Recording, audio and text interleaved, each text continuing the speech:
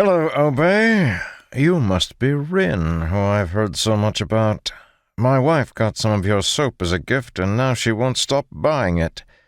Shame what happened to Henrik, but glad to see you all salvaged some good out of it. My boys tell me that your inn is becoming one of the best stop-offs for anyone running missions in the swamps.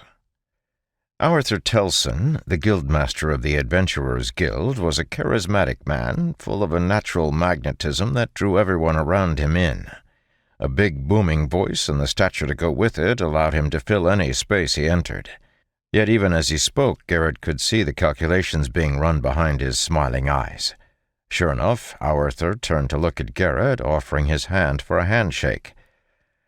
"But I don't think I know you. Arthur Telson, Guildmaster." Lifting his right arm to reveal his stump, Garrett returned a friendly smile. "Garrett Klein. Apologies for not being able to shake your hand." "Ah, I'm sorry. I meant no offense," the Guildmaster said, clearly not meaning it. "You must be that record-keeper Henrik was boasting about.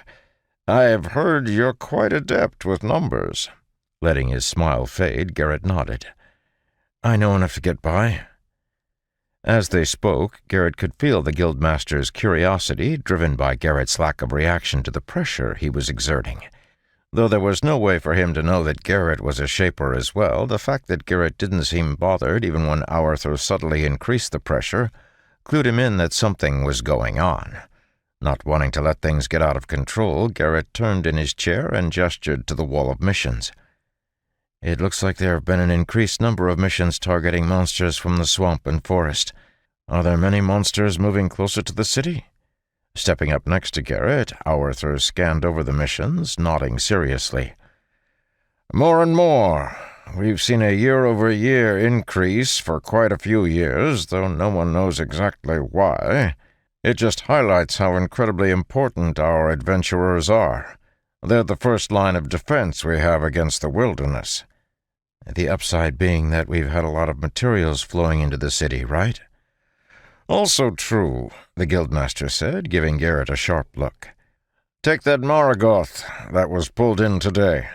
Second-tier materials like that are exceedingly rare, so it'll fetch a good price.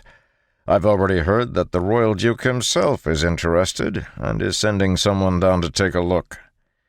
"Interest from the palace? Wow, that's pretty exciting.